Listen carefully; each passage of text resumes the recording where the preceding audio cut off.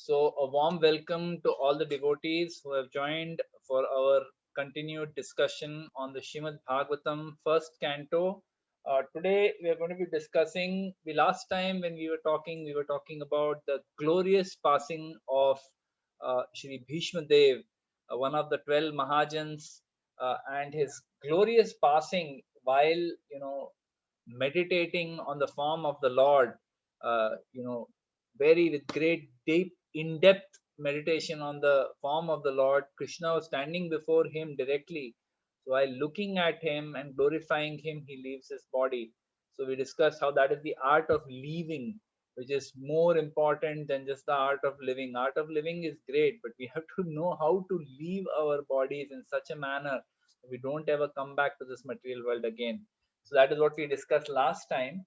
So today we're going to be discussing a very different kind of pastime. Now this is, the very next thing that happened is after the Lord met Bhishmadev and Bhishmadev leaves. Bhishmadev first convinces Yudhishthir to rule his kingdom, and teaches him all the kinds of dharma, and then he leaves his body.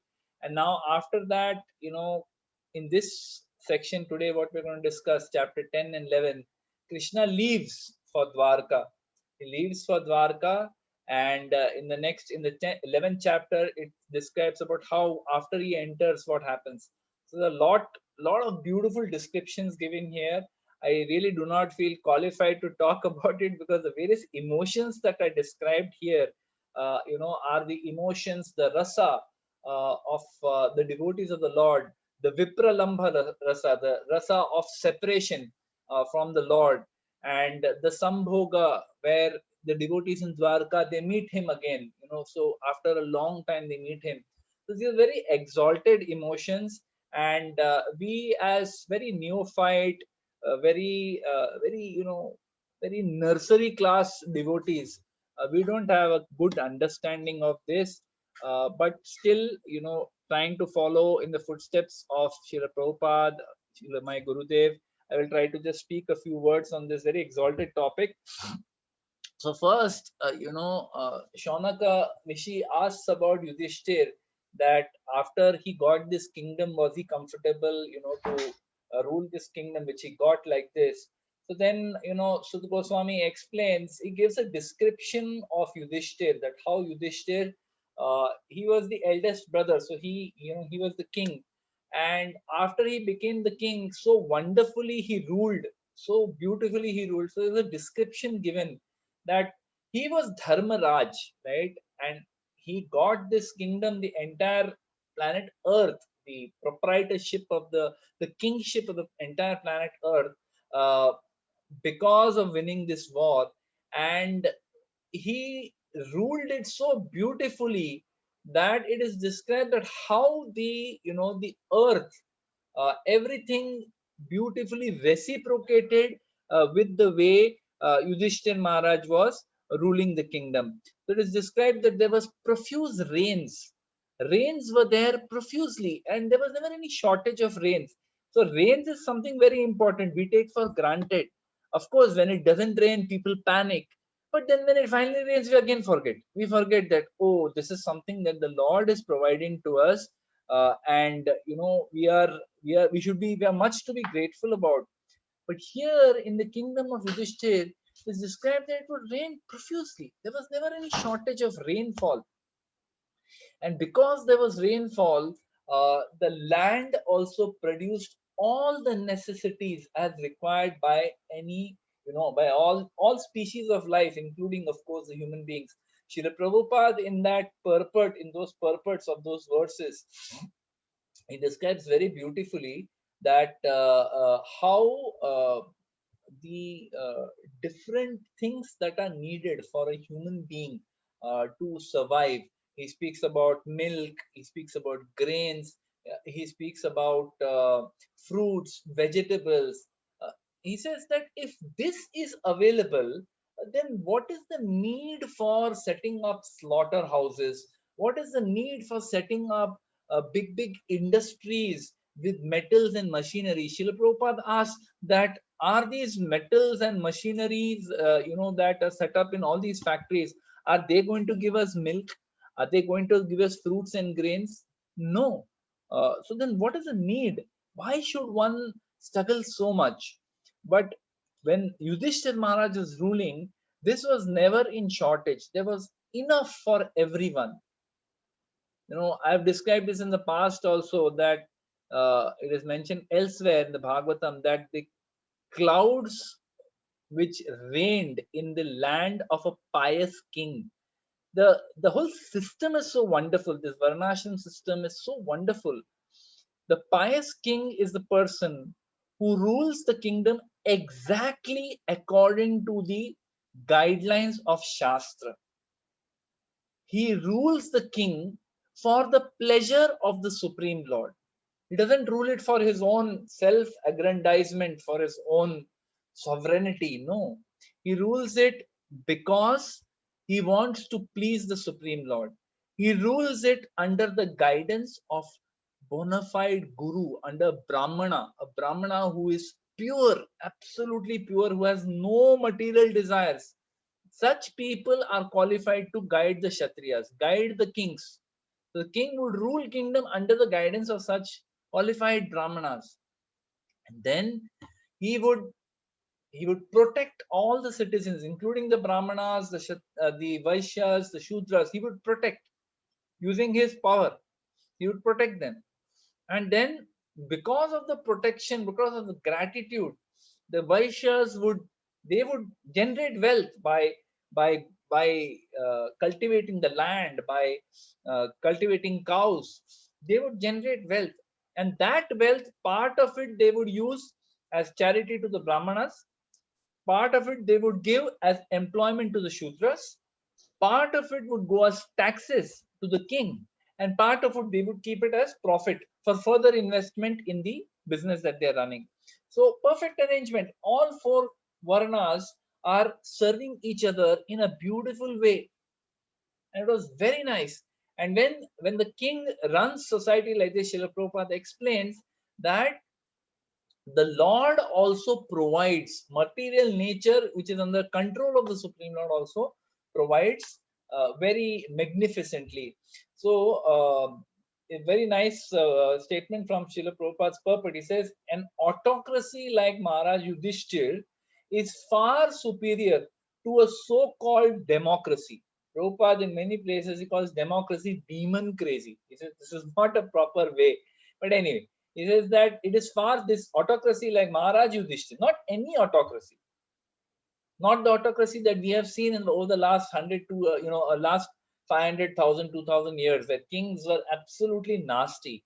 No, like what we are seeing here, like Maharaj Yudhishthir, it is far better than a so-called democracy in which animals are killed and a man less than an animal. Look at the strong words that Srila Prabhupada uses. He says a man less than an animal is allowed to cast votes for another less than animal man. So there is no qualification either in the in the Raja or the Praja in today's day and age, right? So Prabhupada says that is better. Then he says the artificial living way of living depending on factories and tools can render so-called happiness only to a limited number at the cost of millions. Very powerful word Srila Prabhupada is using here. That we are also dependent, of course, my humble apologies to all those of us who are working in factories, but it's just the words of the scripture. We must meditate on this and try to just say that why Srila Prabhupada saying. He's saying this artificial living can render so-called happiness, not real happiness, only to a limited few at the cost of millions. Since the energy of the masses of people is engaged in factory production, the natural products are hampered and thus the masses are unhappy. When will the masses be happy? When they have sufficient grain, fruits, vegetables to eat and milk. When they have that in abundant measure, they're happy. They don't need anything else. But today they're not getting it. Everything is in short supply. Everything is expensive. You go to buy 1 kilo of dal, you pay like 140 rupees for it. 1 kilo of dal. Right? Whereas earlier the farmers would just grow it and just live off the land. So this is what Srila Prabhupada says. So now Krishna, they have given a description of Yudhishthira's kingdom. So Krishna lived with him for a few months after Bhishma Dev left and Yudhishthira became the king. Krishna lived with him for a few months. Now Yudhishthira has got the advice of the Supreme Lord Krishna, the Supreme and Bhishma Dev. So he's leading his kingdom very nicely. So now finally Krishna, he gets ready to depart. He says, "All right, now I think I should leave." Already he was going to leave earlier. Then Kunti Mara, when he was about to leave, first what happened? The sons of Draupadi were killed, so he stayed back. Then after that, again he was going to leave. Then Uttara was attacked by. We discussed all this. Uttara was attacked by the son of Drona, Ashwatthama. Then after that, what happened? Again he was going to leave. Then Yudhishthir became distraught that what have I done? I've killed so many people. Krishna tried to convince him. He didn't get convinced. So then he went to the funeral of the last moments of Bhishma Dev. Now after that, again several months have passed. So now Krishna says, "Okay, please give me permission to leave." So how he goes? Yudhishthir he treats like elder brother. He goes and pays obeisances to Yudhishthir, right? And then he embraces Arjuna, Bhima, and Yudhishthir. He pays obeisances like elder brother. Arjuna he embraces, and Nakula and Sahadev they pay obeisances to Krishna, but Krishna embraces them also. So very lovingly he is dealing with all his devotees. Krishna is very personal. Though he is the supreme personality of Godhead, it can be very clearly seen. See, this is the beauty of our Shastra. We have to understand that no other Shastra gives this kind of a description about the Supreme Lord, about his pastimes, about his intimate personal dealings with his devotees. Right? Everywhere else, any other scripture we hear about the greatness of the Lord, but it is only about the greatness of the Lord. God is great, he's unlimited, he's all powerful, he's all merciful, but we don't get to see how he is all great, how he's all merciful, how he's all loving. We don't get to hear of his pastimes. Srimad Bhagavatam gives us that access which we don't get anywhere else. In one place everything is very beautifully shared by Sukdev Goswami. So now when he takes permission like this to leave, what happens? In the verses 9 to 14, a description is given about the separation that the different devotees felt when Yudhishthira Maharaj was leaving. So let's just quickly read through. At that time, Shubhadra, Draupadi, Kunti, Uttara, Gandhari, Dhritarashtra, Yuyutsu, Kripacharya, Nakula, Sahadev, Bhimsen, Dhaumya, Satyavati, all nearly fainted because it was impossible for them to bear separation from Lord Krishna. So it is, you can imagine for someone who is, they know that Krishna is the Supreme Personality of Godhead. They have different rasa with Krishna. Like Arjuna has a Sakhya rasa with Krishna. Uh, Kunti has a kind of maternal Vatsalya ras with Krishna. Subhadra is the sister of Krishna. She has already been through a trauma that her husband Abhimanyu died in the battle. I'm sorry, I'm making a mistake there. Subhadra was the wife of Arjuna, but she was a sister of Krishna. But she lost her son. She lost her son Abhimanyu in the battle. She went through that trauma. She almost lost her grandson Parikshit Maharaj, and Krishna saved. So many things Krishna has been intricately connected with all these residents of Hastinapur, with all these residents of all the family members of Kunti. This so many intricate pastimes they have had, so much rasa they have exchanged with Krishna. Now when he is leaving them, when it sinks in that he is actually going to leave, now we can't hold him back for anything. Already 2-3 times we have held him back. Now we can't. So when they are feeling like this, at that time they feel great pain in their hearts. It is described that their hearts were melting. Here it is described. How could the Pandavas tolerate his separation? For they had been intimately associated with this person, seeing him face to face, touching him, conversing with him, sleeping, sitting, and dining with him. So just imagine the Pandavas were being so close to Krishna. Now he's leaving. How painful that must be. See, we become close to friends, we become close to our husbands, our wives, our brothers, sisters. We become close, and if they come to stay with us for a few days, when they're leaving, we feel pain, isn't it? Especially if someone's dear. See, if someone is not dear to you, they come and stay, you're like, oh God, when will this person leave? But when you're close to somebody, when you really love them, at that time when the person is leaving, it is painful.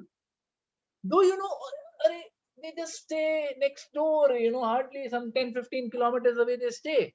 You know that. But still it's very painful. Arey, और time रह जाते. You could have stayed for a few more days. It would have been nice. अभी तो आए थे. Few days back you came. So when it is someone near and dear, how much pain we feel when they leave. Now imagine the Supreme Personality of Godhead, the reservoir of all pleasure, reservoir of all beauty, all compassion, how much gratitude they have in their heart for Him, how much love they have in their heart for Him.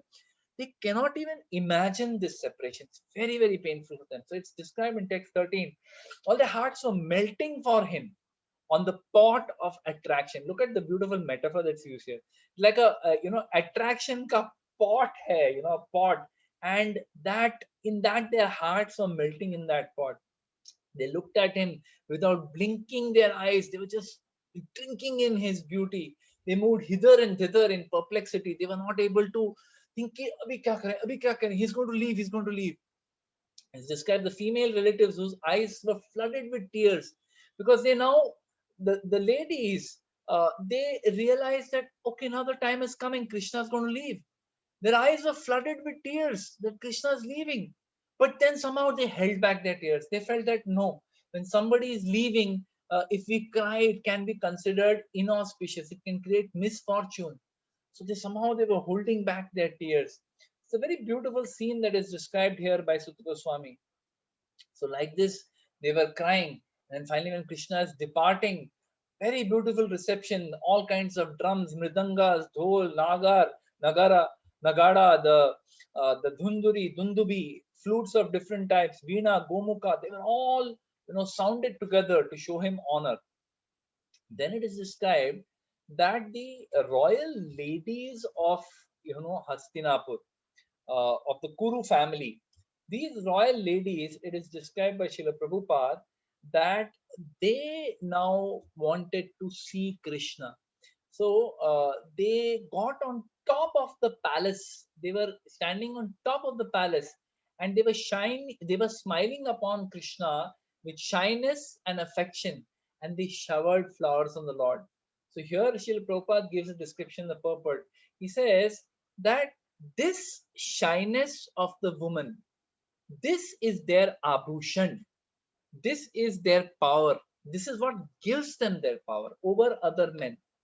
He says that even the sweeper on the street, his wife who covers her face, she may not be very beautiful to look at, but just that shyness, that modesty that she shows, he says this has more power than any woman who is walking on the street without wearing much clothes.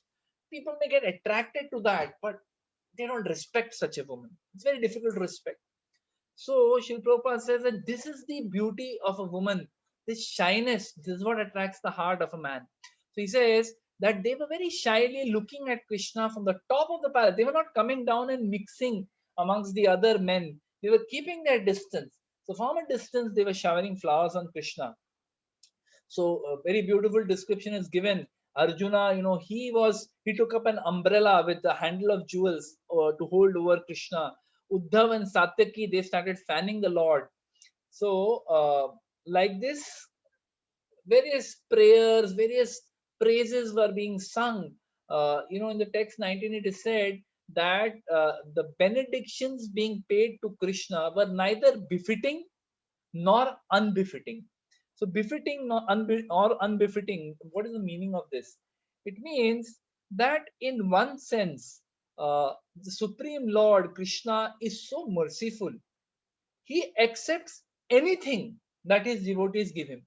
Even the broken words of prayer of a devotee are very, very befitting for the Lord. He is very happy. He does not mind. It is described that the words used by the Gopas in Vrindavan to chastise Krishna, the harsh words used by the Gopis in Vrindavan to chastise Krishna, to scold him, to tell him, you go away from him, we don't want to talk to you. These harsh words used by the Brajvasis are more attractive to Krishna than the Vedic hymns. It comes in the next section, only it is coming.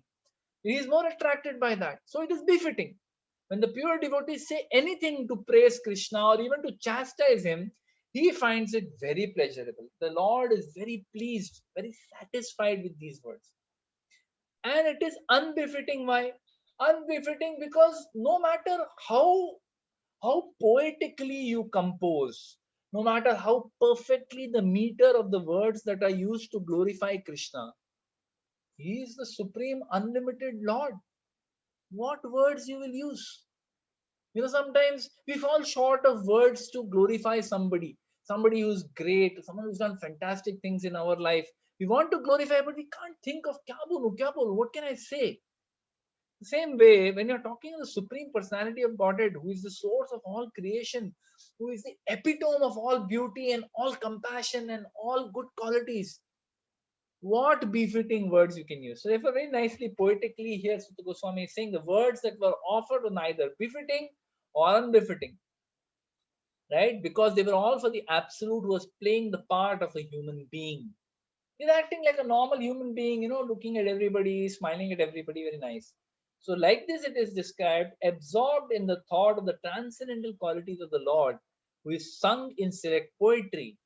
The ladies on the roof began to talk of him. This talk was more attractive than the hymns of the Vedas. So Srila Prabhupada explains in the Bhagavad Gita, it says, Vedescha sarver aham eva vedyo, that in the Vedas, through the Vedas, I am to be known. However, if one really examines the words used in the Vedas talk about Krishna indirectly, not very directly. It is, he who is unlimited, he who is without any material form, he who is everywhere, he who is in one place but he's everywhere. So, very indirectly, the qualities, the transcendental qualities of the Lord are spoken. But here, these queens of the Kurus, they were very directly glorifying Krishna in the coming verses. We will just quickly go through.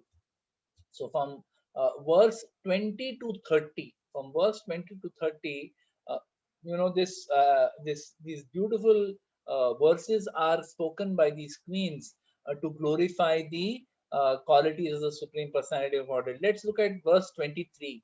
So in verse 23, she says, here is the same Supreme Personality of Godhead, whose transcendental form is experienced by the great devotees who are completely cleansed of material consciousness by dint of rigid devotional service and full control of life and the senses.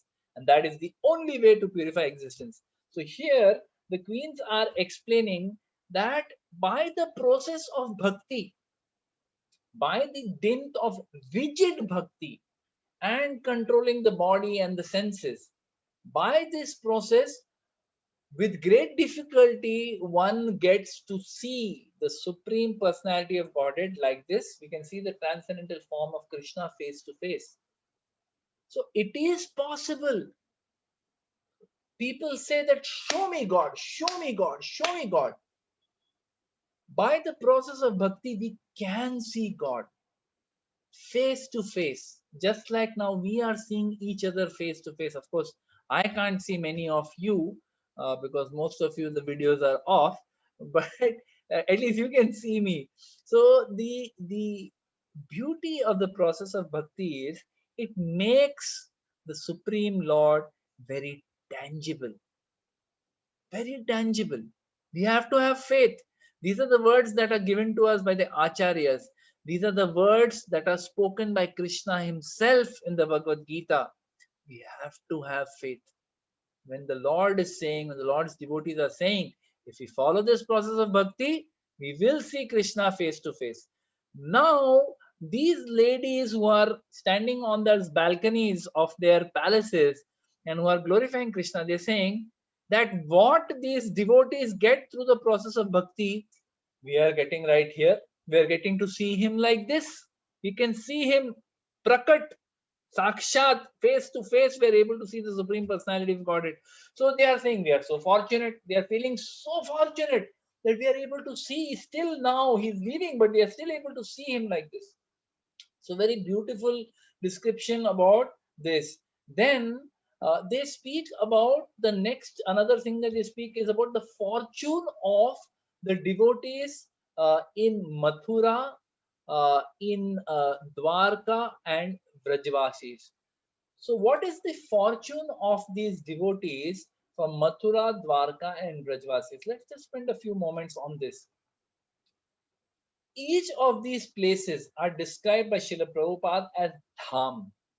Dham meaning these are the places where the Supreme Lord himself resided, performed pastimes, and these places are eternally there in the spiritual world also.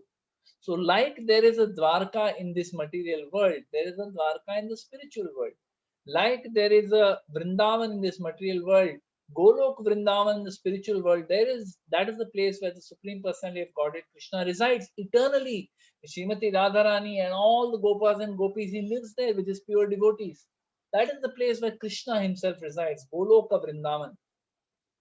These places exist in the spiritual world, but in the material world also, when Krishna was here, he resided in these places. Each of these places has their own flavor. If you see, there are, Prabhupada says that there are certain, he says there is one particular Bengali author, he doesn't name actually, I don't know whom he's talking about. He says a particular Bengali author who says that the Krishna who lived in Vrindavan is different from the Krishna who lived in Mathura, and he's different from the Krishna who fought the battle of Kurukshetra, and he's different from the Krishna who went back to Dwarka. Srila Prabhupada says, no, that's nonsense. It's the same personality, same Krishna.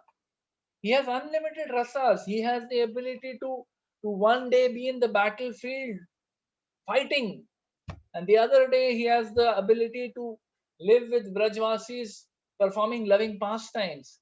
And that same Krishna has the ability to have that absolute rasa of what is that called?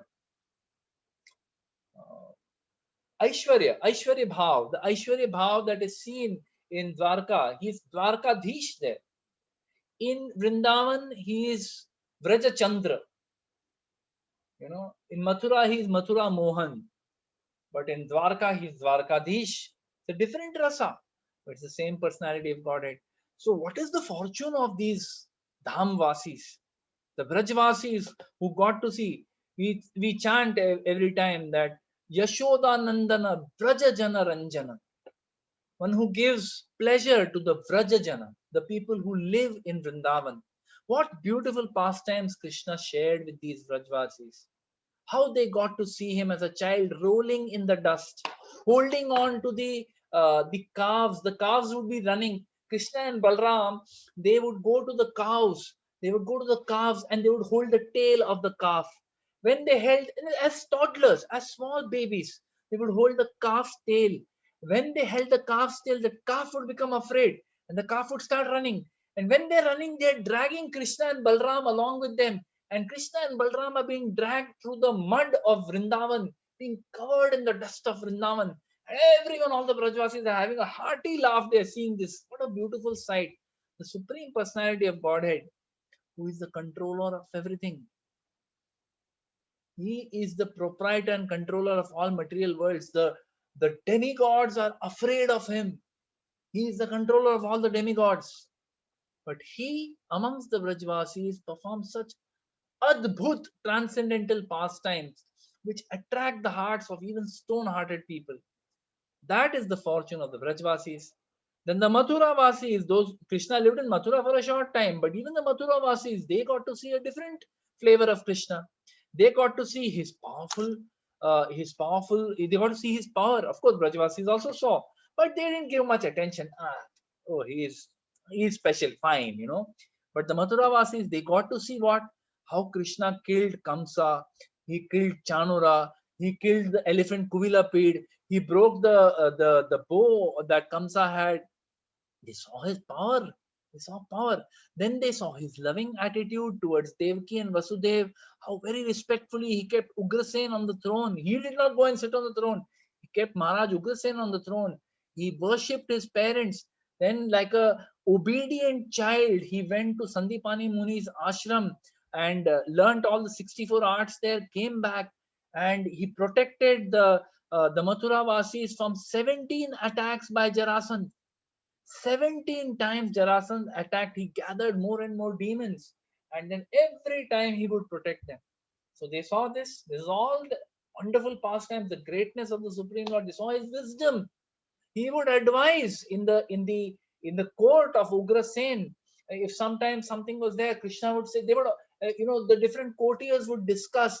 Balramji would say something, Ugrasen would say something, Vasudev would say something, Uddhava would say something, Satyaki would say, so many people would say something. But then they would all look at Krishna. What does Krishna say? What is your opinion about this? And then Krishna would say something. So many beautiful pastimes that happened in Mathura. All these are described in the 10th canto of Srimad Bhagavatam and in the Krishna book. Krishna book is a summary study of the 10th canto. If you have not read Krishna book, please start reading. It's very, very beautiful because each chapter conveys one different pastime of Krishna. Very, very attractive, very wonderful for anyone to read. So like this, the Mathura Vasis saw one form of Krishna, and then the Dwarka Vasis saw yet another. His opulence as a supreme personality of Godhead. The Dwarka Vasis would get to see Krishna. How Krishna, while he was in Dwarka, he brought those queens one by one. He brought first Rukmini, then Satyabhama, then Jambavati, then Kalindi. So many 8 principal wives, and then 16,100 princesses who had been captured illegally and held by Narkasura, who were praying to Krishna. He went with Satyabhama, freed them, and brought all of them back. And when he brought all of them, he had 16,108 palaces for every one of his wives. And he, every day in the morning, this is described in the Krishna book, it is described in Srimad Bhagavatam 10th canto, how Krishna, right, as Dwarkadish, in the morning, it is described he would come to the palace, to the Raj Sabha, where Ugrasen would be there, and there he would sit and he would be part of the court proceedings. And then towards the end of the day, he would go back to his palaces. When he went back to his palace, one Krishna would divide into 16,108 Krishnas. And each of these Krishnas would go into those palaces. He would interact with his wives. He would interact with his children. He somewhere, and Narad Muni, once it is described, Narad Muni came to meet Krishna in the morning. In the morning, early morning, he came to see Krishna. When he came, he saw in one palace, Krishna was sitting and meditating. Srila Prabhupada describes that he was meditating on himself only. Whom will the Supreme Lord meditate on? He was meditating on himself. But he was doing that duty as a grihastha, as a king. He was showing by his own example how one has to perform one's duties. So in one palace, he was playing with his children. In another palace, he was playing chess with his wife. In another palace, they were planning for expenses. Accounting was going on. In another palace, Krishna was performing yajna. And in every palace that Narada went, Krishna would receive him and say, Are, oh Raja Rishi, Brahma Rishi, you have come here. Oh great sage, please come. He would welcome him, wash his feet, very lovingly serve him. And Narada saw that in every palace, Krishna was doing something different. It's not like 16,108 clones who are all doing the same thing at the same time, and the queens have to adjust, Baba. No, he was doing something different in every place. This is the unlimited form of Krishna, the Aishwarya The opulence of the Supreme Personality of God. This is what the Dwarka Vasis got to see. So the queens, they are talking about the fortune of all these three to get to see this. Then they describe how he obtained his wives like Rukmini, Satyabhama. There's this story given of Rukmini. We know the story. Many of us know the story that Rukmini was she and her brother Rukmini had heard pastimes of Krishna from her very childhood. She used to, because people used to come and talk about the different pastimes of Krishna. So she used to hear. So in her heart, she had already married Krishna. She wanted to marry Krishna only. She was the daughter of the king of Vidarbha. Now, Rukmi wanted to marry his sister. To whom? To Shishupal. Because he wanted to form that alliance with Shishupal. Because Shishupal was connected with Jarasandh and all that. So, kind of a alliance he wanted to form. Now, when Rukmini came to know this, immediately she wrote a letter to Krishna. I am going very short. I'm not going to go in details because these are all very beautiful and long pastimes. I'll speak in very short. So she wrote a love letter to Krishna, the first love letter ever.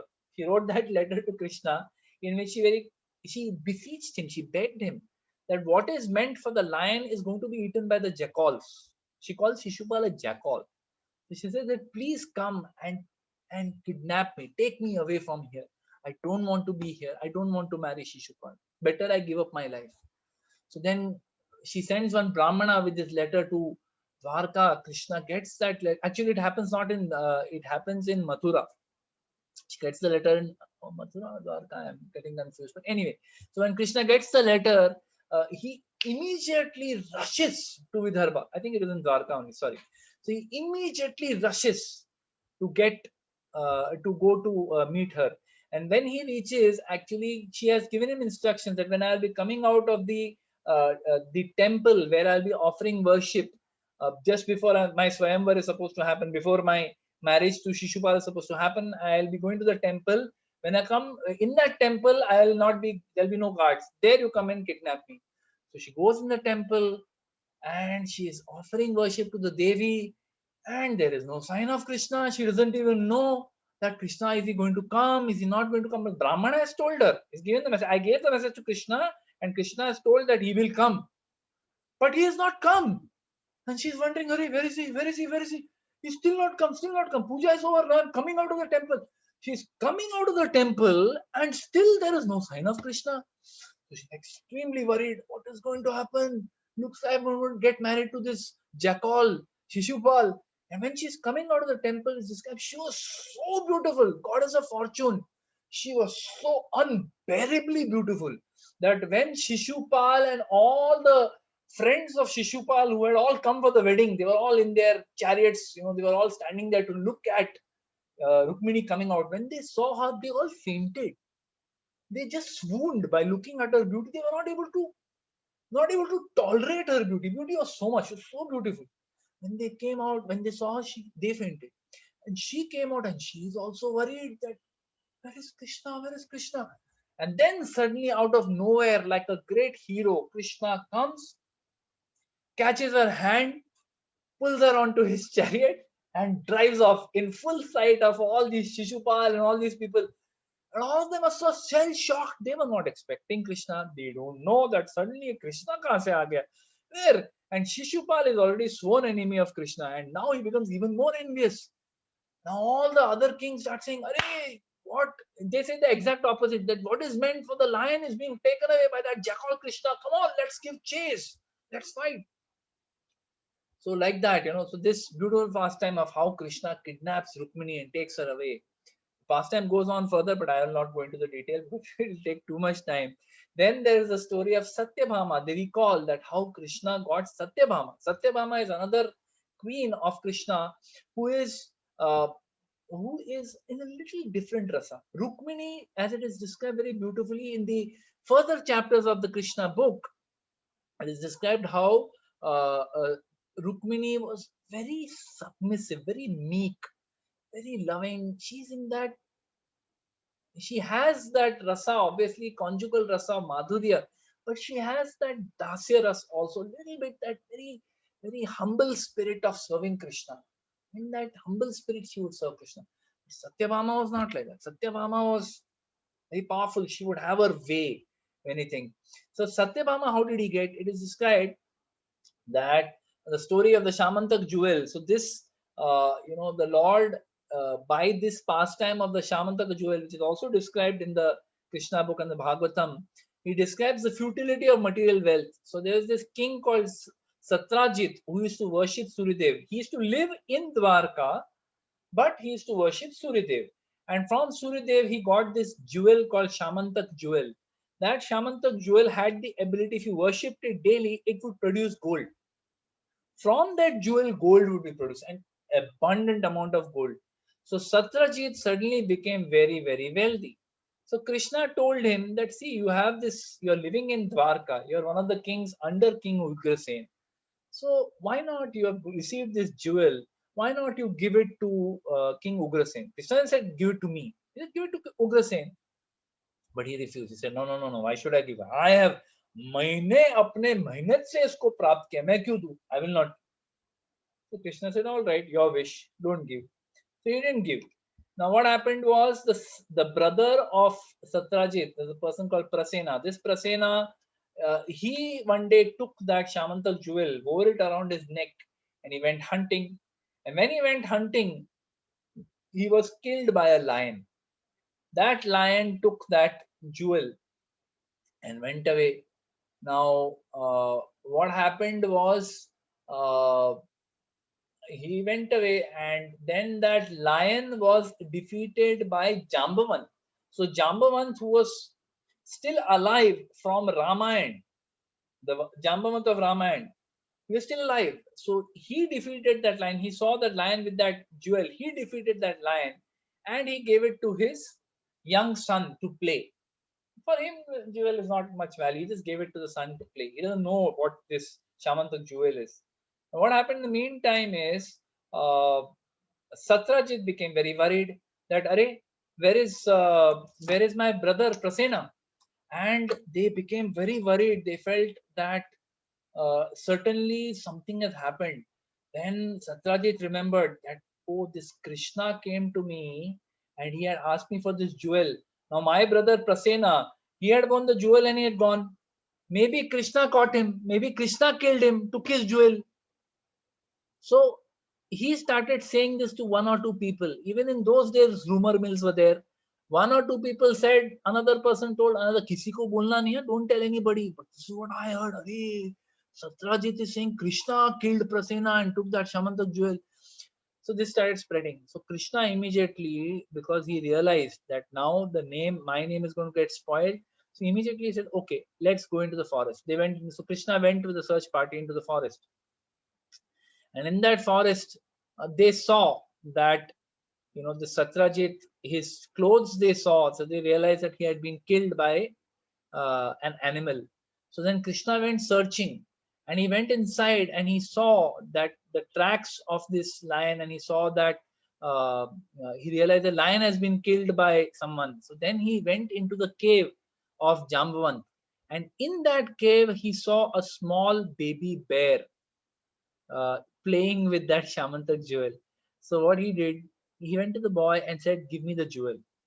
The boy started crying, "No, no, no, I will not give." And then Jamvant came out, and then Jamvant, he didn't recognize Krishna. He started fighting. He didn't recognize that this is my Lord Ram, so he started fighting, and Krishna started fighting. They fought for many days, and finally Jamvant realizes that, "Arey, I cannot defeat this person. Obviously, this is not some ordinary person. This must be my Supreme Lord." So he then pays obeisances. And then Krishna reveals himself as the Supreme Personality of Godhead. Now Jamvant then he feels very obliged. He says, I have, I've done a great offense, my Lord, by fighting like this with you. I want to repay, I want to give you something. He says, please accept my daughter Jambavati. So he gives his daughter Jambavati. So this is how Krishna gets his second wife. And then when he goes back, he takes the jewel, he takes Jambavati, and then he goes to King Satrajit and says, "Here, ye lo tumara, Shamantak jewel," and he gives him. Now Satrajit is feeling very ashamed because of all this, because he realizes that, oh, I doubted the Supreme Lord. I'm living in Dwarka, seeing the Supreme Lord, but still I doubted him. So he feels very ashamed.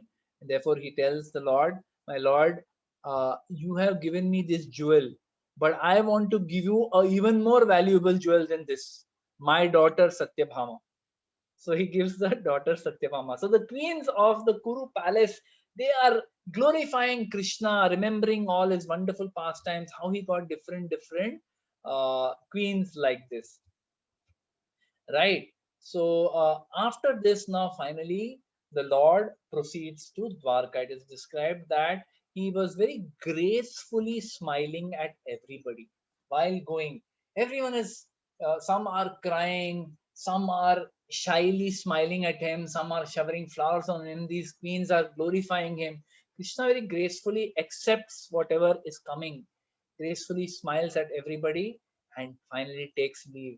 So when he is leaving, Yudhishthir Maharaj, he arranged for an army. He arranged for an entire army to accompany Krishna with horses, with soldiers on horses, soldiers on elephants, soldiers on chariots. So many different kind of people. He sent them to accompany Krishna. Now, Krishna could have said, no need, Baba. It's all right. I don't need this. But Krishna very lovingly accepted the mood with which Yudhishthir is sending. Yudhishthir's mood was what? That let me, there are so many demons, so many asuras.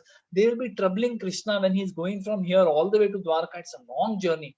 He'll be troubled by them. So let me send one Akshoni. So he sends an army with Krishna. Now Krishna is a supreme personality of Godhead. He doesn't need anything. He doesn't need anyone to protect him. He is the Supreme Lord. But still, he very lovingly accepted this gesture. And then it is described that he passed through various provinces. In the Bhagavatam, it is described, Srila Prabhupada says in that purport, that it is clear from the description given that he passed from Hastinapur, which is modern day Delhi, Prabhupada says in the purport. From Hastinapur, he passed through various places. Let's just see that verse one moment. Yeah. So Prabhupada says, from Hastinapur, the verse says that he passed through Kurujangala, Panchala, Surasena, land on the bank of the river Yamuna, Brahmavarta, Kurukshetra, Matsya, Saraswata, the province of the desert, land of scanty water. After crossing these provinces, he gradually reached the Sauvira and Abhira provinces. Then west of these reached Dwarka at last. So Srila Prabhupada explains, the direction given is sufficient to indicate he passed through Delhi, Punjab, Rajasthan, Madhya Pradesh, Saurashtra, and Gujarat, and finally reached his home province at Dwarka. So Prabhupada says the geologists say that the Rajasthan desert came up in recent time. He says the Bhagavatam doesn't agree. Bhagavatam says the land of scanty water means Rajasthan. He passed through that also. So like that. So he passes through all these places, and while he is passing through, it is described that many people in these provinces who saw him, they were all welcoming him, they were all receiving him with great love, they were worshipping him, giving him various presentations. And in the evening, in all these places, the Lord suspended his journey. He would not travel in the evenings. In the evening, he would rest and he would perform his evening rites. Every day in the evening, he would perform evening rites. So Srila Prabhupada says, this is the end of the 10th chapter. Prabhupada says that by this Krishna is showing, even though he is the Supreme Lord, but still he must, while he is here, he has to perform activities as per what the human beings perform. He cannot say, oh, I am the Lord, I'll do anything. Dharmam tu sakshat bhagavad pranitam. The Lord establishes by his example what is dharma. He teaches by his personal example. So here, I think Srila Prabhupada makes a very nice point. Let me see if it's here or somewhere else.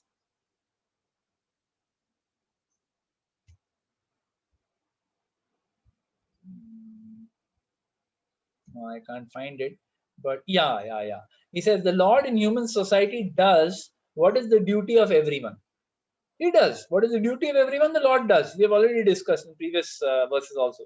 But sometimes he does something extraordinary, which is not to be imitated by the human being. Because you are not Krishna, you're not the Supreme Lord.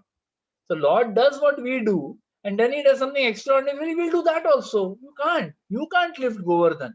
You can't do it. So don't try to do. So he says his acts of evening prayer as stated herein must be followed by the living being, but it is not possible to follow his mountain lifting or dancing with the gopis. One cannot imitate the sun, which can exhaust water even from a filthy place, and so on. So like he says, therefore, while we understand Krishna, while he was here, he performed activities like a human being, but Janma Karma cha me Divyam. He is transcendental. So, like this, passing through various provinces, Krishna finally reaches Dwarka. And after reaching the gate of Dwarka, as we can see over here in this beautiful, uh, you know, background that you can see here. Once more, let me try and just, yeah. So you should be able to see the whole painting.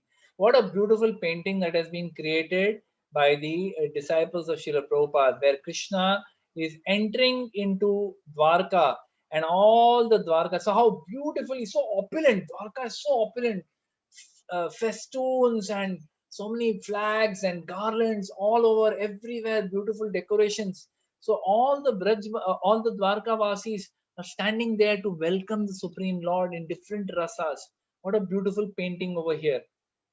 So like this, when Krishna is coming into Dwarka first, before he enters the gate, he blows his beautiful conch, Panchajanya. He's very loudly he plays his conch shell. So this conch shell, moment the Dwarka Vasis hear it, they recognize Krishna has come. Krishna has come. Now, Krishna has been away for a very long time, right? Because the whole battle of Kurukshetra, before the battle of Kurukshetra, he had gone there. Mahabharata describes how he spent time with the Pandavas in Virat. Then he went as a messenger to Kurukshetra, to Hastinapur. Then he came back and said, "No, nothing's going to happen. Now the war is going to start." Then the war starts, goes on for so many days. Then several months he stays back. So many months have passed when the Lord is not there. So they are in already great separation from him. And then they hear the transcendental sound of his conch shell. Moment they hear it, they come out running. They come running out of their homes. Lord has arrived, Lord Krishna has arrived. They come running out. Now, we just discussed the the mood of separation of the Pandavas and all the Kurus when the Lord is leaving. Now, these Dwarkavasis who have been burning in that fire of separation for all these months. See, there are two types of separation. One type of separation is that which you are not seeing the Lord for a long extended period of time.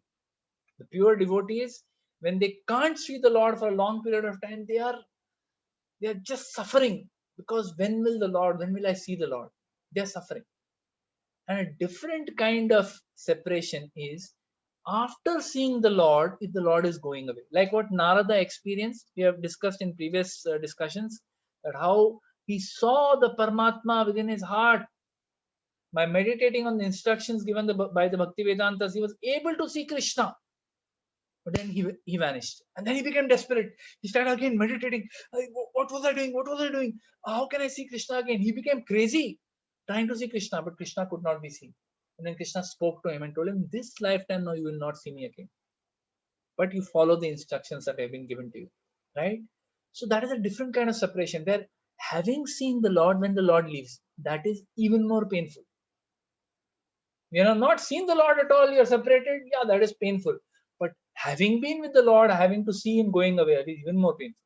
So, like this, these Dwarkavasis, they have lived with Krishna for years together, and then he's gone for such a long time. Great separation. They come running out like a person, like a farmer who's affected by a drought. There's been no rain for years together, and then suddenly the sound of thunder comes, the sound of rain comes. The farmer comes out running. He doesn't carry any umbrella, doesn't carry anything. He is just so grateful that the rains have arrived. He's ecstatic. Rains have arrived finally. Oh God, my parched land will finally receive rains. In the same way, the parched hearts of these Dwarkavasis, which is dry because the Lord has left not come back. He was supposed to come soon, still not come. The battle got over so long back. The whole army, the whole Narayani Sena has come back, but Krishna has not come back. They are burning in that fire of separation, and then they see him. So this is very beautiful, very instructive. You can see how in the temple also, in Shri Radha Gopinath Mandir, any ISKCON temple, in fact, most of the temples all over the world, before they open the darshan of the Lord, what do? They blow the conch shell. What is that conch shell? That conch shell is an indication. It's an indication. Conch shell can be heard sometimes for miles. For miles you can hear. It is so loud. That sound is so powerful. A good conch shell, you, you can certainly hear it for 100, 200 meters for sure if you blow it properly. So this conch shell, when it is being blown in the temple, it is like an indication. Are bhai, Supreme Lord is now coming. Everyone assemble here. 3 times they play the conch shell, not once, 3 times in the temple. And now Lord's darshan is coming. अपना जो भी काम है उसको छोड़ो और यहाँ आ जाओ. Just drop what you are doing. Whatever you are doing, just drop it. You are having conversation, very interesting conversation with some devotee. You are doing this, you are doing that. I was drinking water, I was whatever you were doing, just drop it now and come, because the Lord is going to come before us. It's a reminder the Lord has come.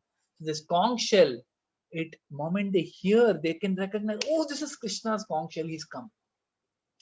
So then they go and they go in front of him. This is that beautiful sight that we can see over here in this background, how they have come to receive him. They went with various gifts, with various glorifications. They were glorifying Krishna. They were giving various gifts according to their capacity. Matlab, Yatha Shakti, they were giving different glorifications and different gifts they were giving him. So in these verses, it is described that just like one offers a lamp to Surya Dev. Surya Dev is the source of all light and all heat on this earth planet. There is no other source of light and heat on this planet. Whatever energy, whatever heat, whatever light we have is directly or indirectly coming from Surya, from the sun. So when you offer a lamp, that lamp is also getting its energy from the sun only. When you offer a lamp to all source of light and all source of heat, what you are doing. But still, that gesture of offering the lamp to Suryadev is pleasing to Suryadev. He is pleased by that gesture. In the same way, the Supreme Lord Krishna is Atmaram, meaning he is self-satisfied. He is not, doesn't have a material body. His entire body, we discussed last time, Satchidananda Vigraha. His body is completely transcendental. It is not made of anything material. It's completely spiritual. So that Supreme Personality of Godhead, who has a completely spiritual body, what we can offer? What do we have that is good enough to offer to the Lord? There's nothing. But still, the Supreme Lord is pleased by the gesture. He says in the Bhagavad Gita, Patram Pushpam Phalam Toyam Yome Bhaktya Prayachati Tad Aham Bhakti Ruparitam Ashnami Prayatatmana. He says, if you offer me with love and devotion. Twice the word bhakti comes in that verse, 9.26, Bhagavad Gita. It says, if you offer me with love and devotion a fruit, a flower, a leaf, or water, I will accept it. He is not even saying patrani, pushpani, falani. Patram, pushpam, phalam, poyam, water. You don't have anything to offer. I am a beggar. मेरे पास कुछ नहीं है. मेरे घर में मेरे को कोई सपोर्ट नहीं मिलता है. मेरे को कोई नहीं, ये नहीं, वो नहीं. You may have all kinds of problems in your family life.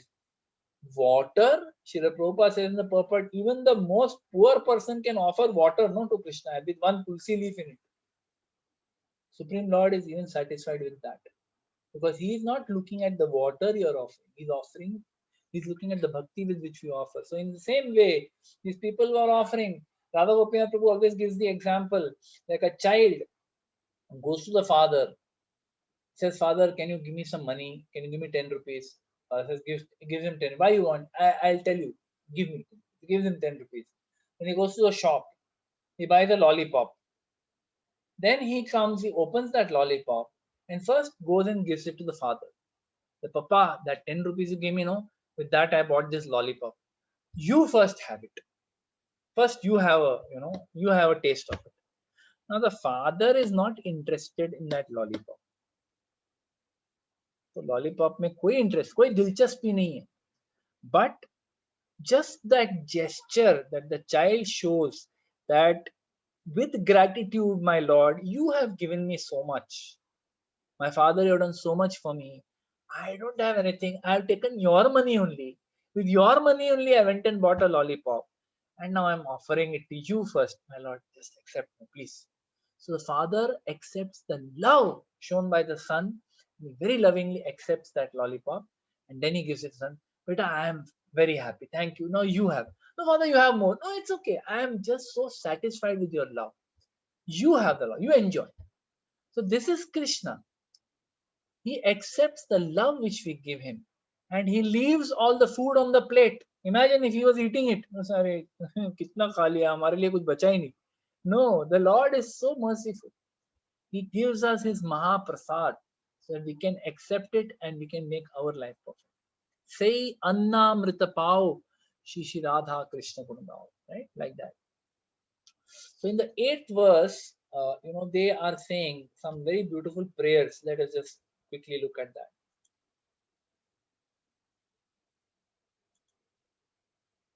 Yeah. So in the 8th verse, they have just finished glorifying him, that you're the creator of the universe, our mother, well-wisher, Lord, Father, spiritual master, and worshipful deity. By following in your footsteps, you become successful in every respect. We pray, therefore, you continue to bless us with your mercy. So they start glorifying Krishna, and he's come. Then in text 8, very beautiful, they say, oh, it is our good luck that we have come again today under your protection by your presence. For your lordship rarely visits even the denizens of heaven. Now it is possible for us to look into your smiling face, which is full of affectionate glances. We can now see your transcendental form, full of auspiciousness. So just see, so nicely these Dwarka Vasis are glorifying. They're speaking Aho. It is our good luck. Aho means it is our good luck. हमारा कोई औकात नहीं है, हमारा ये Fortune है that फिर से we have come under your protection by your presence. They know that we have always been under your protection. The devotees of the Lord know Name Bhaktya Pranashriti. They always, whether Lord is present in front of them or not present, they can feel his protection. The devotees who constantly chant the holy names Hare Krishna, Krishna Krishna, Hare Hare, Hare Ram, Ram Ram, Hare Hare. The devotees who constantly chant the holy name, they can feel a ring of protection of Krishna. Holy name is non-different from Krishna. We can feel his protection if we chant sincerely with our hearts. So they know that we are always under his protection. But today, by your presence, we are under your protection. So it's a different kind of rasa. That now, my Lord, you are there. Your vapu is there with us. Your physical presence is there with us, which is not available even to the denizens of heaven. So Prabhupada mentions in the purport that even the denizens of heaven, when they go to meet the Supreme Lord, what happens? He says, he describes in the purport. Let's just see that. He says, when Brahmaji and other demigods want to consult Lord Vishnu, the plenary portion of Lord Krishna, not even Lord Krishna, his expansion of expansion, they have to wait on the shore of the ocean of milk, where Lord Vishnu is lying in Shvetadeepa. This ocean of milk and the Shvetadeep planet are the replica of Vaikuntha Loka within the universe. Neither Brahmaji nor the demigods like Indra can enter into this island of Shvetadeep, but they can stand on the shore of the ocean of milk and transmit their message to Lord Vishnu, known as Shirodakshaya Vishnu. Therefore, the Lord is rarely seen by them. But the inhabitants of Dwarka, because of their being pure devotees, without any tinge of material contamination or fruitive activities and empirical philosophical speculation, can see him face to face by the grace of the Lord. Right? So, and this is the original state of the living entities and can be attained by reviving our natural and constitutional state of life. It is discovered by devotional service only. This is what Srila Prabhupada says in the purport to verse number 8. So this separation, in this verse, the next verse, in this verse number 8, they are speaking about this separation that they feel. He says, uh, uh, in the next verse, he says, this separation is like millions of years. What separation we have had from you, it feels like millions of years. Chaitanya Mahaprabhu speaks about this in the Shikshamrit. Sorry, not Shikshamrit, Shikshastakam. In the Shikshastakam, he says that Yugaitam nimishena chakshusha pravrishayitam shunyaitam jagat sarvam govinda virahena me. In this viraha, this separation from Govinda, the Supreme Personality of Godhead, Krishna, what happens? Yugaitam nimishena. Nimisha, I know in Kannada also we use this. There's this one the nimisha, just one moment. So this nimisha is one moment. Feels like what? Yugaitam. Feels like one yuga, millions of years. Intolerable separation from Krishna. So you're saying the separation is like millions of years. Isn't if you live abroad like this for so long, we cannot see your face, my Lord. And your smile, it vanquishes our suffering. When we see your transcendental smile, it vanquishes our suffering. My Lord, don't give us separation like this. They're kind of lovingly trying to express to Krishna that this separation is too much. It feels like millions of years you have gone away when you leave, my Lord. So, like this, with very loving way, they receive Krishna. Then a beautiful description is given of the city of Dwarka, how it is wonderfully decorated. And then the Lord reciprocates with the reception that is given to him. Some of them, he glances of them. Some of his relatives, they rush out to receive him. His sons, his queens, some of his brothers, Ugrasen, Vasudev, they all rush out of the palace when they also have heard the conch shell of Krishna. Say, oh, Krishna has come. They all come to receive him. So in the verse number 21 and 22 of chapter 11, a description is given how Yatha Vidhi. Yatha Vidhi means as per the appropriate manner, he reciprocated with all the different people.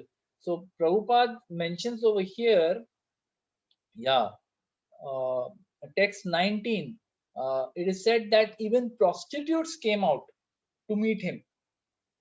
Even the prostitutes, Prabhupada says that even in Dwarka that time there were prostitutes, but he says that even them, Krishna accepted their wishes also. Expert dramatists, artists, dancers, singers, historians, genealogists, learned speakers, all gave their respective contributions, being inspired by the superhuman pastimes of the Lord. Thus they proceeded on and on. Lord Krishna, the personality of Godhead, approached them and offered due honor and respect to each and every one of the friends, relatives, citizens, and all others who came to receive and welcome him. Very lovingly, Krishna received everyone. He says, text 22, the Almighty Lord greeted everyone present by bowing his head, exchanging greetings, embracing, shaking hands, looking and smiling, giving assurances, avoiding benedictions. This is the Yathavidhi. Yathavidhi means according to what they were. If it is a father Vasudev, he would pay obeisance, he would bow down his head. If it is a friendly someone of his own age, like Uddhava, he would exchange greetings, or he would embrace. With others, little more junior, he would shake hands with them. He would look and smile at them. He would give assurances. So, like that, Yatha Vidhi Krishna, ye yatha mam prapadyante, tam sathaiva bhajamyaham. Krishna would reciprocate with everyone like this, very, very personally. And Srila Prabhupada in the purport 222, he says such a beautiful, he says even to the lowest in rank. So even someone who was uh, not even in the four varnas and ashrams, even the dog eaters, Prabhupada says in the purport, even to these people, Krishna did not hold back.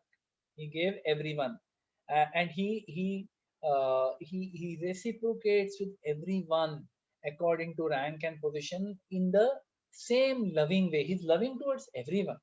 And in the purport, Prabhupada says, yeah, such pure living. So listen to this very carefully.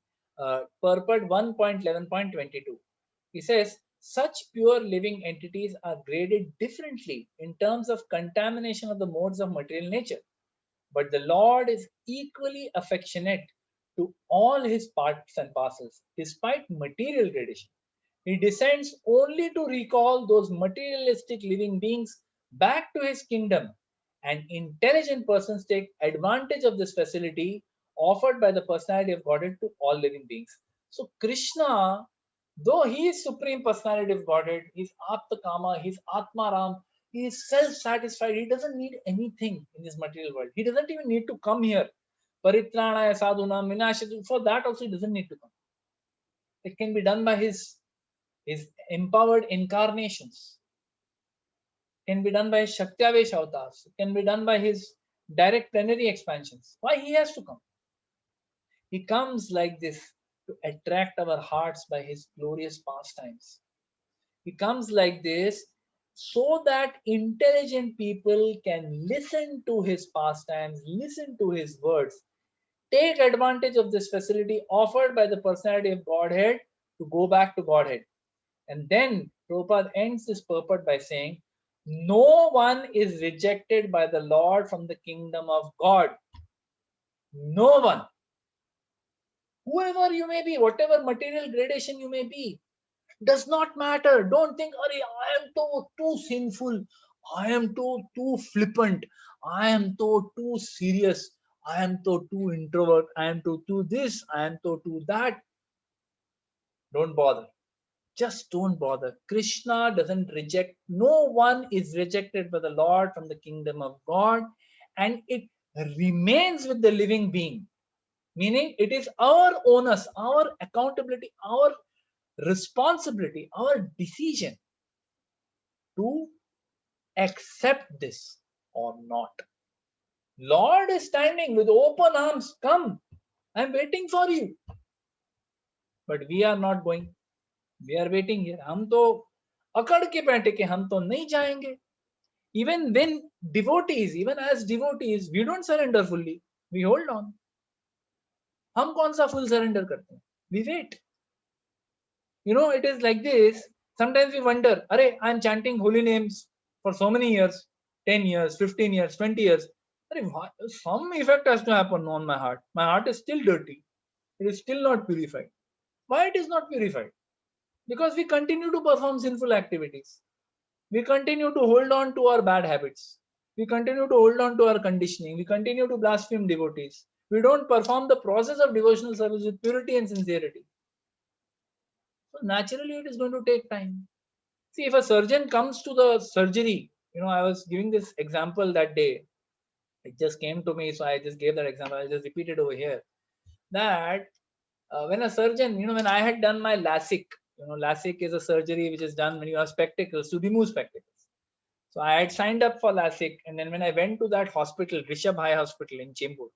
So when I went there, just 5 minutes before going into the surgery, they gave me a form to read. They said, please sign this form. I said, what is this form? It's a consent form. I said, क्या लिखा है इसमें? Oh, छोड़ो आप sign करो. I said, नहीं, because I am like that. I said, I have to read. I read the whole form. And I realized if I had read this form 1 week earlier, there is no chance I would have ever done this surgery. It is so scary. It's a consent form. It says that you can go blind in both eyes. All kinds of severe complications can happen. This may happen, that may happen. So many things may happen. So many side effects will be there for the next 1 week. You'll feel like there is pebbles in your eyes. All this scary thing is written in that consent form.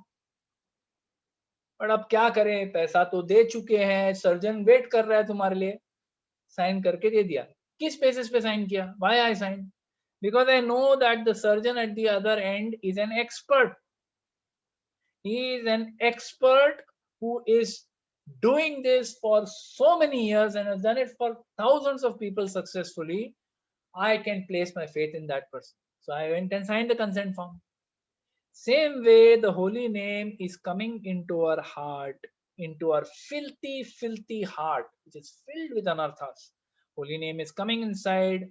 It is asking for permission. Consent letter, bhai sign karke de do.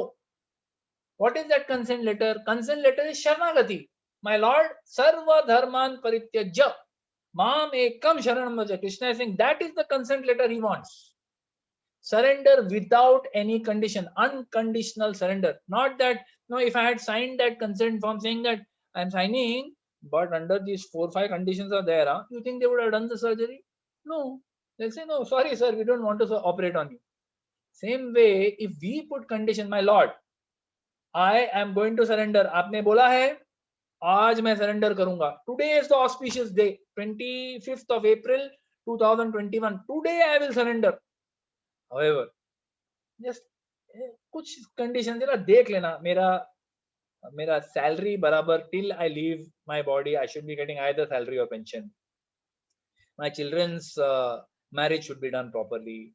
My children's education should be done properly. They should settle down nicely. I should be in good health till I leave my body. Then I will surrender 100%. That is what we call conditional surrender. No conditions apply. My Lord, I'm surrendering, but with conditions. Lord doesn't want. That is not a consent form. Till we don't sign that consent form of unconditional surrender, then my Lord, I'm surrendering right now. I don't care what you do with me. आश्लिष्य वा पादरतां पिनष्टु माम अदर्शना मर्महतां करोतु वा यथा तथा वा विददातु लंपटो मत प्राणनाथस्तु स एव न परः. My Lord, that whether you accept me or reject me, whether you embrace me or push me away or just ignore me and leave me broken hearted, no matter what you do, I am your servant lifetime after lifetime after lifetime.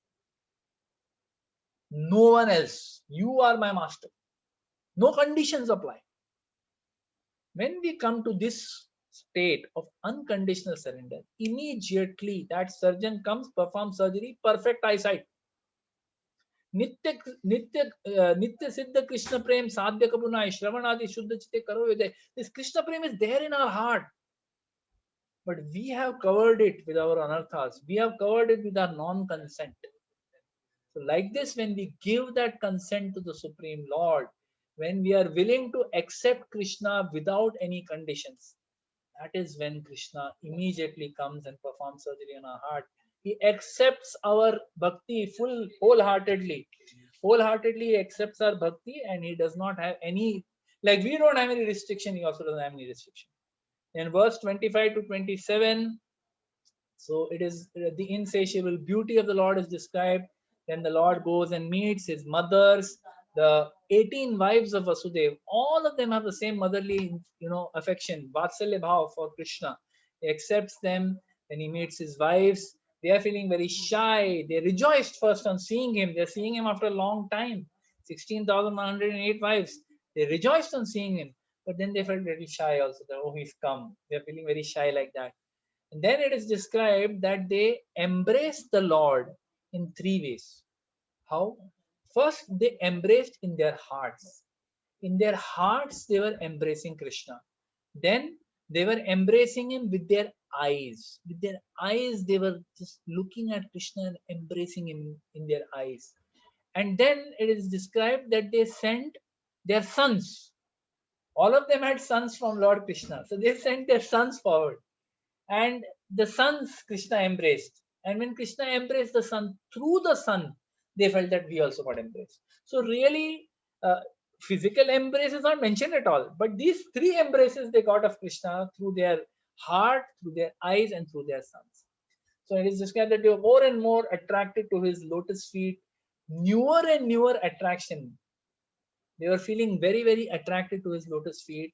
But then in the final section of this chapter, it is described that the Supreme Personality of Godhead appeared on this planet by his internal potency and transcendently enjoyed with his queens as if mundane. But really, in the very next few verses, 36 to 39, it is described that the Lord's senses could not be agitated by the feminine attributes of the queens, though they could captivate even Cupid or Lord Shiva. The Lord is completely unattached and unaffected by matter, but conditioned souls out of ignorance only speculate that Lord Krishna is one of them. They feel that, I also have wife, he also has wife. He is also attracted to his wife is attracted to him. I am also attracted to my wife. No, it's different. That's why it is described very quickly. Suta Goswami sets the expectation. Moment we are anticipating ki, okay, now some Leela is going to start. The queens have come, Krishna has come, they're rejoicing in their heart, they're embracing in their heart. But he is very clearly setting expectations right here. He said, the Lord is unaffected by matter, though in contact with it. So are the surrendered devotees. Even the queens of the Lord could not understand him fully. So this is the transcendental nature of Supreme Personality of Godhead. See how this whole pastime very beautifully orchestrated. How the Lord left from Hastinapur. At that time, he reciprocated with so many of the Kurus, the queens, the Pandavas. Beautifully, they were speaking nice words to glorify Krishna, words which are more beautiful than the hymns of the Vedas. They were using these wonderful words to praise Krishna, and Krishna was nicely looking at them and smiling at all of them. And then he comes to Dwarka. Over there, just by hearing the sound of his conch shell, they all came running out. And Yatha Vidhi, he reciprocated with each one of them. Finally, he meets his mothers, he meets his queens. Then Suta Goswami explains that's where the pastime ends. This chapter ends here, that Krishna met his queens and the story ends there. But setting the expectations that Krishna is transcendental, don't try to apply now your mind on what happens, because the Supreme Lord is transcendental. He is not agitated by the feminine attributes of the queens. Whatever he does is a reciprocation of the pure devotees. And takeaway message for us, that the Supreme Lord, he is waiting with open arms to accept us into the spiritual world. We have to sign the consent form for the surgery to be done by the holy names and by the Hari Katha. Thank you very much. Hare Krishna. Srila Prabhupada ki jai, Srila Gurudev ki jai, Srimad Bhagavad Mahapuran ki jai, Nitai Gaur Premanandi, Hari Hari Bol. Any questions or comments, anybody?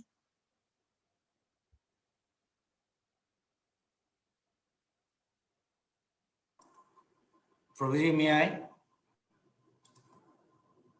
May I, Prabhuji? Hare Krishna. Hare Krishna. Hare Krishna, Prabhuji. So, okay. Yeah, So if may there I are, Prabhuji? if there are no questions or comments, shall we? Hare Krishna, Prabhuji. Ishwar Yes, Prabhu was saying something. Oh, sorry, I couldn't hear him at all. Sorry, please repeat, Prabhu. Sorry. So sorry. Yeah. Hare Krishna, Prabhuji. Can you hear me now? I can hear you now. Am I audible now? Okay. Yes.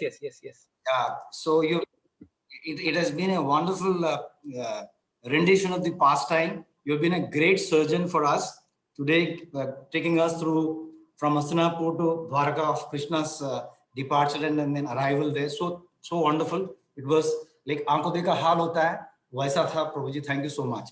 I have one clarification. You had said that Narayana Sena had come back to Dwarka. But we understand from Mahabharata War that everybody was, killed there, both Pandavas as well as, Kauravas. But so not the only Narayani Sena. Pandavas left. Not the Narayani Sena. They came back. Sorry. Mahabharata describes that they came back because, see, they were invincible. They came back. Because after the war ended, after Duryodhan and everyone was killed, they were not killed, but they came back. That's how Mahabharata describes. That's why in the final at Prabhashetra, Krishna finally. And second point is. Yeah, so I'll just finish. So at Prabhashetra, that's why Krishna had that Leela, right, where they kill each other, because there was no other way that they could be removed from the source of the earth. And Krishna knew that once he leaves, they will go wild in separation. So before that happens, he rachao, rachaya, wo pastime rachaya, where they fought with each other and killed each other. So it's a very painful pastime, but yeah, that is the Leela of the Lord. Yeah, sorry, what's the second question? Second question, Prabhuji, we see in Ramayana, like when Ram came back and he was coronated as the king. Your voice is breaking, Prabhupada. And When entire Ram came Ayodhya back, was so wonderful. There was no disease. Ram came back to Ayodhya and ruled there for killing Ravan. What happened was that Ayodhya was so wonderfully, there was no disease. People didn't have any diseases. They lived for a long time. Rains were there, all that. And how come in Dwarka, prostitutes were there, where Lord himself was the king, even though it is mentioned in the purport about prostitutes, but it appears a little bit, something strange, because when the Lord is there, everything should be wonderful. yeah, so actually, if you read the purport, Srila Prabhupada gives a very clear explanation. I think, without going into details, very clearly Prabhupada explains that, see, on one side, we say that, in mundane language, people say it's the oldest profession in the world, right? In mundane language. But yeah, even in a place like Dwarka, Srila Prabhupada explains that there were people like that. There were, and they were there because they had a specific purpose in society. And Prabhupada mentions in that purport that even if you, he says that people will drink wine anyway. They will drink wine anyway. So government builds winery because, or a place where people can have wine, because otherwise people will do anything. Similarly, people will want to have illicit sex anyway. So rather than, going and catching some chaste woman and spoiling them, it is better that they go to some prostitute. So Prabhupada explains that this has been there right from the beginning, that there was a section of women who would be doing something like this, but even the point that Srila Prabhupada is making and the point that Suta Goswami is making is that even they are treated with respect by the Supreme Lord. Whatever, and Prabhupada says that by rotten luck, by some chance, you may have been put into such circumstances that you have come into that kind of a profession. It can happen. Very nice words Prabhupada uses in the Purport. Please read that. It says, by chance, you may have been placed into this kind of a profession. But that should not stop you from worshipping the Supreme Personality of Godhead, surrendering to Him, and receiving His mercy. That is what is demonstrated by this past. That is how we understand. Okay? Hare Krishna. Thank you. Hare Krishna. Anybody else?